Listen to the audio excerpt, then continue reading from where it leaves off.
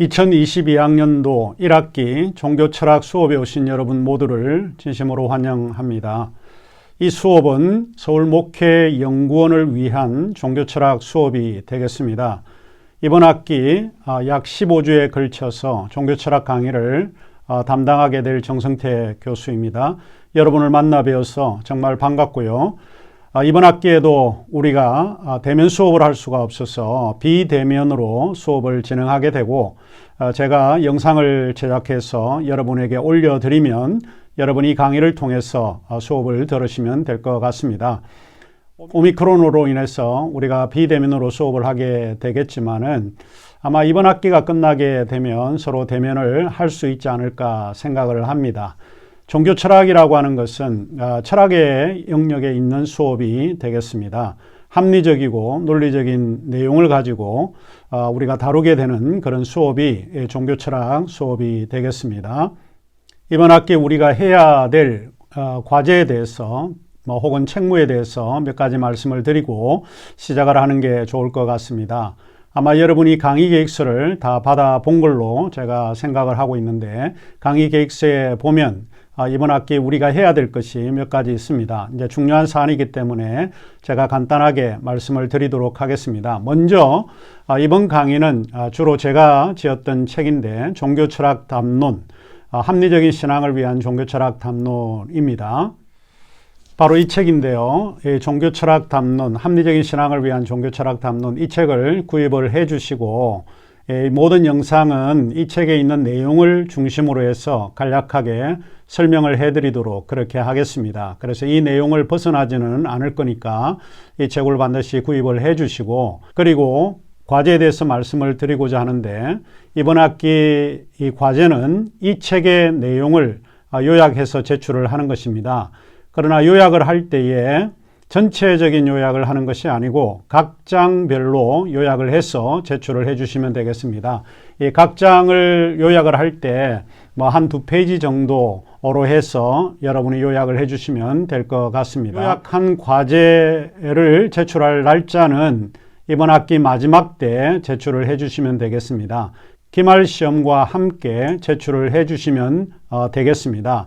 날짜는 차후에 여러분에게 말씀을 드리도록 그렇게 하겠습니다. 그 다음에 이제 말씀을 드리고자 하는 것은 출석의 문제인데, 우리가 만나지 못하기 때문에 매주 2번에 걸쳐서 영상 강의를 들으시는데, 그 영상 강의를 통해서 여러분이 깨달은 이야기나 또 중요한 주제가 될 수 있다라고 하는 것을 한두 문장을 써서 제출을 해 주시면 되겠습니다.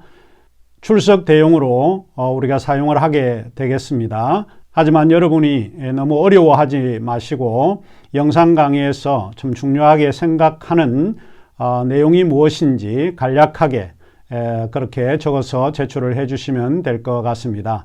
매 영상 강의에 대한 내용들을 적어서 제출을 하시되, 이것도 이번 학기 기말고사와 함께 제출을 해 주시면 되겠습니다. 그리고 이번 학기에는 중간시험을 제가 치르지 않습니다. 중간시험이 없으니까 기억을 해 주시면 좋을 것 같고요. 중간시험이 없는 대신에 기말시험이 있습니다. 그래서 이번 학기 해야 될 것은 이제 3가지 정도가 되었습니다. 우리 종교철학 담론의 내용을 각 장을 요약을 해서 제출을 해 주시는 것과, 출석 대용으로 여러분이 한두 줄, 각 영상에 대한 내용 중 한두 줄 정도 해서 15주에 걸쳐서 제출을 해 주시는 것이 있고요. 그 다음에 마지막으로 기말시험이 되겠습니다.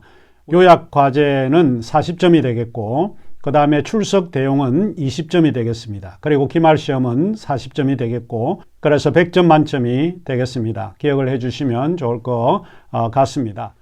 자, 그러면 이번 학기에 우리가 다루고자 하는 주제들에 대해서 몇 가지 말씀을 드리도록 하겠습니다. 아마 여러분이 이 강의 계획서를 받으셨을 거라고 생각을 하는데, 오늘 우리가 이제 첫 번째 강의에서 다루고자 하는 것은 철학과 신학의 관계에 대해서 좀 살펴보도록 그렇게 하겠고요.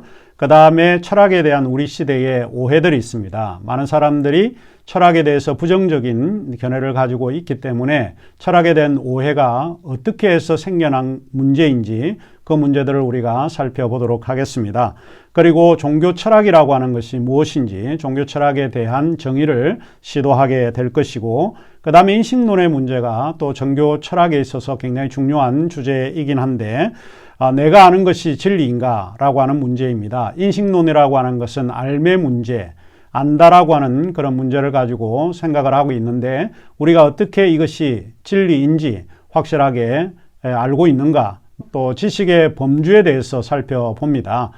이번 학기 우리가 다루고자 하는 지식의 범주에는 두 가지인데, 하나는 정초주의 인식론이 있고 또 하나는 반 혹은 비정초주의 인식론이 있습니다.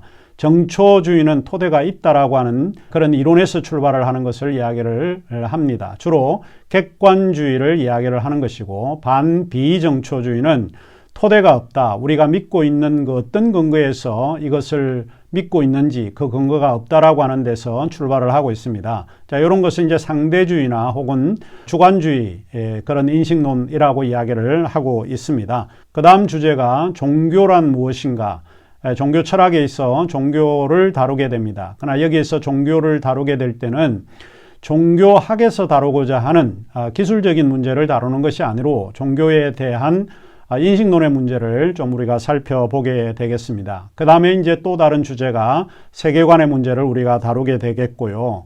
그리고 신의 존재 문제를 다루게 됩니다. 하나님이 존재하고 있는, 살아계시다면 우리가 어떻게 신이 살아있다라고 하는 것을 알 수 있는가라고 하는 문제를 살펴봅니다. 그 다음에 이제 종교 철학의 중요한 주제 중에 하나가 악의 문제인데, 왜 이 세상에는 악이 존재하고 있는가?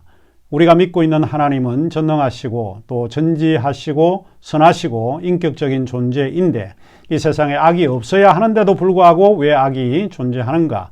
이 악의 문제를 살펴보게 될 것입니다. 악에는 크게 이제 두 가지가 있는데, 하나는 자연적인 악이 있고 또 하나는 도덕적인 악이 있습니다. 도덕적인 악은 인간의 행위와 관련된 악의 문제를 이야기를 하고 있고, 인간의 의지와 무관한 그런 악이 자연적인 악입니다. 자연재해와 같은 그와 같은 문제들을 우리가 자연적인 악이라고 이야기를 하고 있습니다. 이런 문제를 우리가 살펴보게 되겠습니다. 그 다음에 이제 과학과 종교의 문제라든지 이성과 신앙의 문제, 이런 문제를 우리가 또 다루게 되고, 또 인간 이해에 대해서 또 살펴보게 되겠는데, 인간이라고 하는 것이 무엇인가? 인간은 이 세상에 태어났다가 결국에는 죽게 됩니다.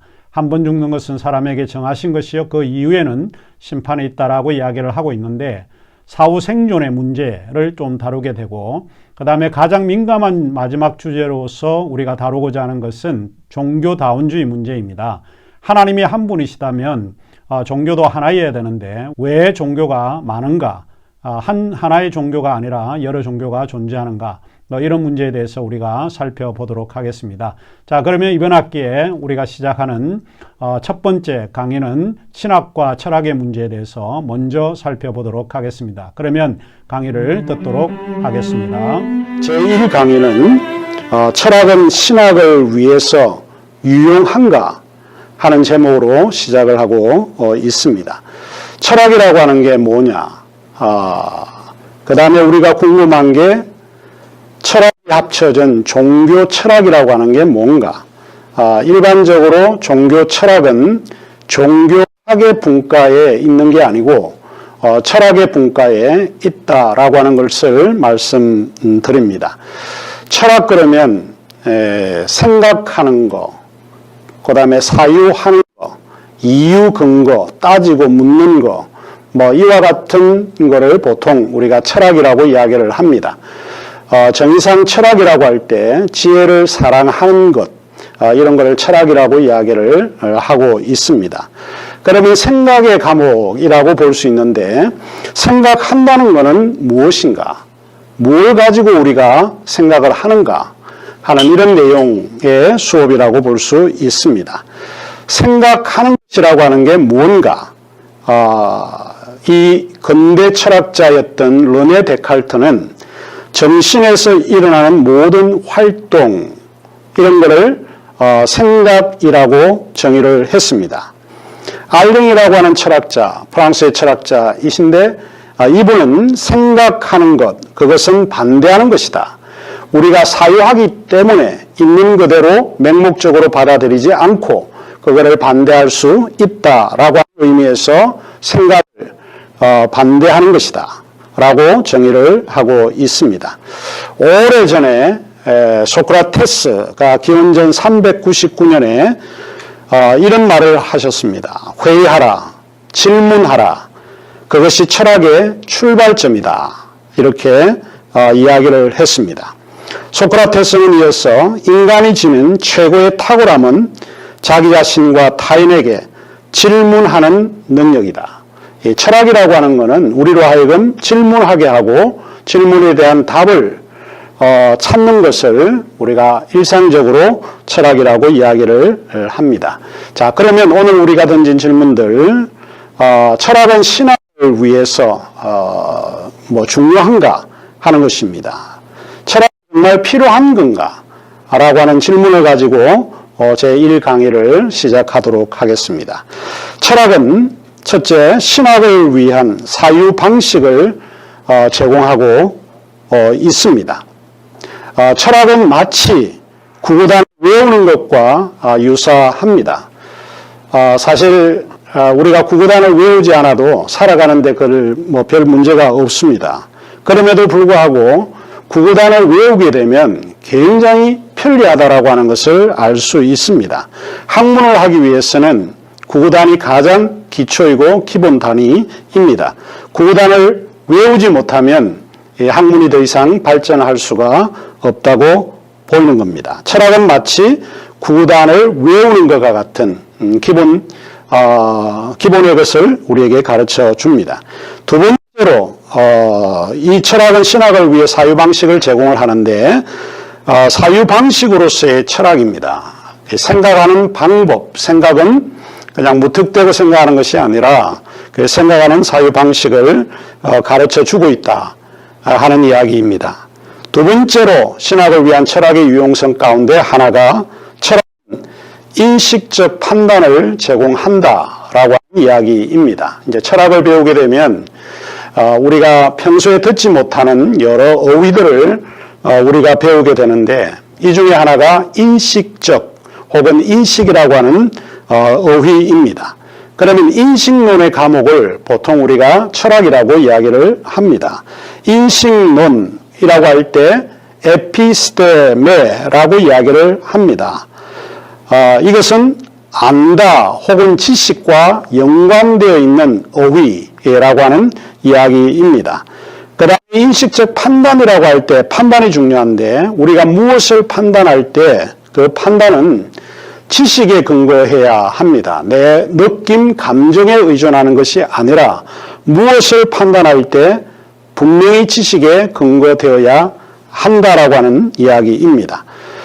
세 번째로 신학을 위한 철학의 유용성 가운데 철학은 호기심 또는 회의로 사유를 구성하고 있습니다. 철학은 무언가 궁금한 것에 대한 탐구입니다. 그리고 있는 그대로 맹목적으로 받아들이는 것에 대해서 의심을 하는 그런 과목, 이런 것이 철학이라고 볼 수 있습니다. 그래서 가장 중요한 것이 있는데 그것은 철학은 물음에서 출발을 합니다. 질문을 합니다. 모르는 것에 대해서 물음을 통해서 시작되어지는 학문, 이게 바로 철학이라고 볼 수 있습니다. 물음은 사물에 대한 호기심에서 출발합니다. 궁금합니다. 그게 무언가 호기심을 가지고 출발하는 게 질문이라고 볼 수 있습니다.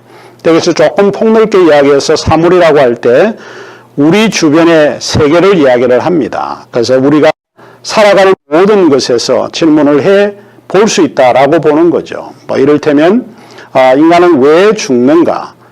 죽음이라고 하는 것에 대해서 우리가 호기심을 갖고 질문을 던져 보게 되는 것입니다. 왜 이 세상에는 악이 많은가? 왜 선한 사람들은 일찍 죽고 또 악을 행하는 사람들은 오래 사는가? 왜 이 세계에 이런 악들이 많은가? 라고 하는 이런 호기심을 가지고 출발하는 게 이 철학이 가지고 있는 장점이라고 볼 수 있습니다. 그래서 우리가 물음을 가지고 출발을 하게 된다라고 봅니다. 그 다음에 신학을 위한 철학의 유용성 가운데 네 번째는 철학은 신적 인식의 도구적 기능으로 활용되어질 수 있다라고 하는 이야기입니다. 여기서 신적 인식, 신에 대한 이해, 신에 대한 지식, 신은 형이상학적 영역에 있기 때문에 사실은 보이는 존재가 아닙니다. 보이지 않는 존재, 알려지지 않은 그런 존재라고 볼 수 있습니다. 신은 그러면 어떻게 우리가 대체로 알 수 있는가? 신이라고 할 때 그것은 인간의 생각에 의해서 응답이 되어지는 경우가 많이 있습니다. 그러면 신이 인간을 창조한 건가? 아니면 인간이 신을 창조한 건가? 이제 이 두 가지가 이제 철학에서는 가장 큰 문제로 생각을 합니다. 기독교인들은 하나님이 인간을 창조하셨다고 믿습니다. 그러나 신을 믿지 않는 무신론자들이나 자연주의자들은 말하기를 인간이 가지고 있는 생각이 신을 만들었다. 이렇게 이야기를 하고 있습니다. 이 두 가지가 일종의 갈등 관계에 있습니다. 어쨌든 철학은 하나님에 대한 지식을 이해하는 데에 도구적으로 활용되어진다라고 하는 것을 말씀드립니다. 그 다음에 신학을 위한 철학의 유용성 가운데 철학은 신학의 외형적 표현 양태다 하는 것입니다. 자, 철학과 신학은 제가 가지고 있는 기본적인 입장은 둘 다 진리가 아닙니다. 철학이나 신학은 진리를 표현하는 양태라고 보여집니다. 신학은 대체로 철학에 의존하여 그 내용을 표현하고 있다라고 보는 것입니다. 뭔가 표현한다라고 하는 것은 기술한다는 것이고 그 내용을 알려준다라고 보는 것입니다. 그래서 신학이라고 할 때 신학의 핵심적인 정의가 신에 대한 담론이라고 볼 수 있는 것이죠. 신은 우리가 사실은 정확하게 서술하기가 굉장히 어렵지만 우리가 가지고 있는 언어에 의해서 신을 표현할 수가 있습니다. 그래서 철학은 이런 신학의 외형적인 표현 양태로 우리가 사용할 수 있다라고 볼 수 있는 것이죠. 이를테면 우리가 기독교 안에서 복음이라고 하는 것은 변하지 않습니다. 불변하는 것입니다. 그러나 복음을 표현하는 양태는 하나가 아니라 여럿일 수 있다라고 보는 것이죠. 무엇을 가지고 복음을 표현할 건가? 표현 양태는 하나로 획일화되지 않고 다양하게 말할 수 있습니다. 그 다음에 신학을 위한 철학의 유용성 가운데 하나가 철학은 사유의 관점을 제공하고 있다라고 볼 수 있습니다. 사유라고 할 때 그것은 생각을 이야기하는 것이고 이유와 근거를 이야기하는 내용입니다. 여기서 사유의 관점, 생각의 관점을 제공한다라고 할 때 그 관점이라고 하는 것은 응시하는 눈과 같은 세계관이라고 볼 수 있습니다. 철학의 기존의 문제가 정답이 아니라 오답이라고 단어를 합니다. 이 철학은 생각하는 것, 그것의 반대라고 알령이 이야기한 것처럼 기존에 우리가 받아들였던 것이 혹시 정답이 아닐 수 있다라고 하는 의문을 가지고 호기심을 가지고 출발하는 것이라고 말씀을 드렸습니다. 그런 의미에서 철학은 기존의 문제가 오답이라고 단언하고 있는지 모릅니다. 그리고 철학은 익숙함에 도전하게 하는 학문이라고 볼 수 있습니다. 여기에 보이는 그 백설공주의 오류를 여러분에게 좀 소개를 하면서 기존에 우리가 받아들였던 것에 대해서 철학이 물음을 통해서 이 문제가 있다라고 하는 것을 우리가 이야기해 볼 수 있습니다. 백설공주는 우리 모두가 다 잘 알고 있는 이야기입니다. 우리에게 친숙한 백설공주의 이야기의 그 줄거리는 아마 이렇게 이야기해 볼 수 있습니다. 옛날에 한 왕비가 창가에 앉아 바느질을 하고 있었습니다. 실수로 바늘이 손가락을 찌르자 피 한 방울이 흙단으로 된 창틀에 쌓인 흰 눈 위로 떨어져 내립니다. 이것을 본 왕비는 이 까만 흑당 같은 머릿결에 흰민 같은 피부에 이처럼 붉은 입술을 가진 딸을 가졌으면 하고 소망을 했습니다. 얼마 지나지 않아 왕비는 아이를 가졌고 소와 같이 흑당같이 까만 머리 곁에 흰민처럼 하얀 피부, 피처럼 붉은 입술을 가진 딸을 낳았습니다. 그래서 그 아이의 이름을 백설공주라 이름을 짓게 됩니다. 하지만 왕비는 백설공주를 낳은 지 얼마 안 되어 죽고 맙니다. 새로 맞이한 왕비는 아름다웠으나 허영심이 많았습니다. 게다가 그녀의 욕심은 끝이 없었습니다. 마치 그녀의 자녀와 다를 바 없었습니다. 왕비는 마법 겨울을 갖고 있었는데 이런저런 질문을 하면 그에 맞는 대답을 해주게 됩니다. 이를테면 왕비가 거울아 이 나라에서 누가 가장 예쁘지? 라고 물으면 거울은 여왕이십니다. 라고 대답하는 것입니다. 백설공주가 점점 아름답게 자라 7살이 되었을 때 왕비가 거울에게 물었습니다. 거울아 이 나라에서 누가 가장 예쁘지? 그러자 거울은 왕비님은 정말 아름다우십니다. 하지만 백설공주가 더 아름답습니다. 라고 대답을 합니다. 질투심에 휩싸인 왕비는 사냥꾼에게 백설공주를 숲으로 데려가 죽이고 그 증거로 심장을 가져오라 명령합니다. 숲으로 백설공주를 데려간 사냥꾼은 차마 백설공주를 죽이지 못하고 숲속으로 도망하게 합니다. 그는 대신에 어린 사슴의 심장을 가져갑니다. 이 이야기는 이와 같이 진행되고 있는 이야기입니다.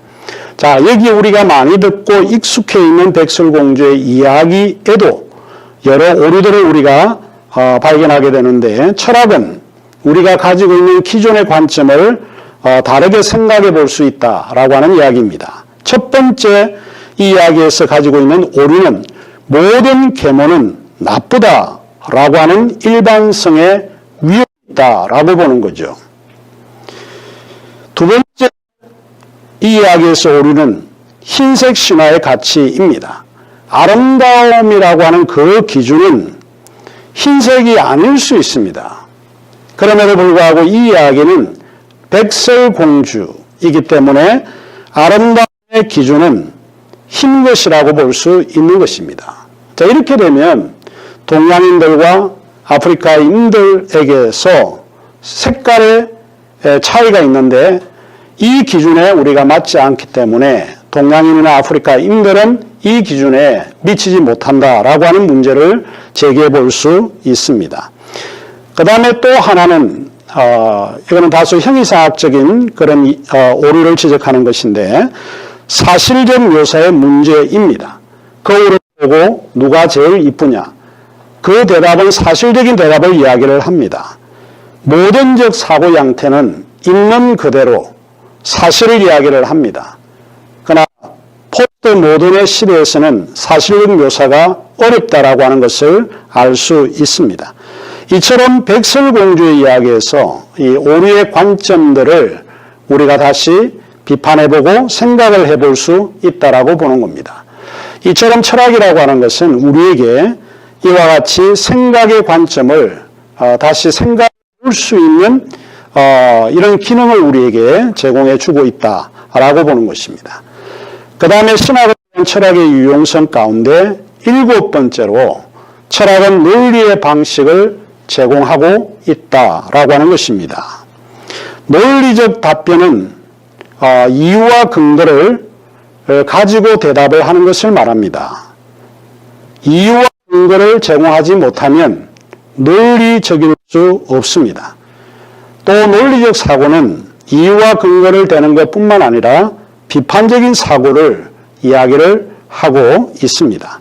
비판적 사고는 주장이라든지 의견에 대한 충분한 이유를 갖는 겁니다. 근거를 갖는 것이죠.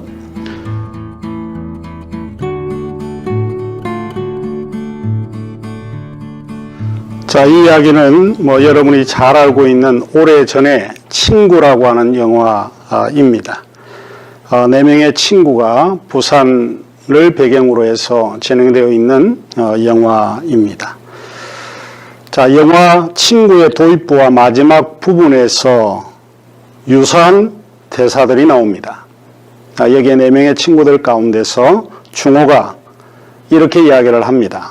상태가 네 아시아의 물개 조련하고 바다 거북이하고 둘이 수영 시합하면 누가 이기겠노?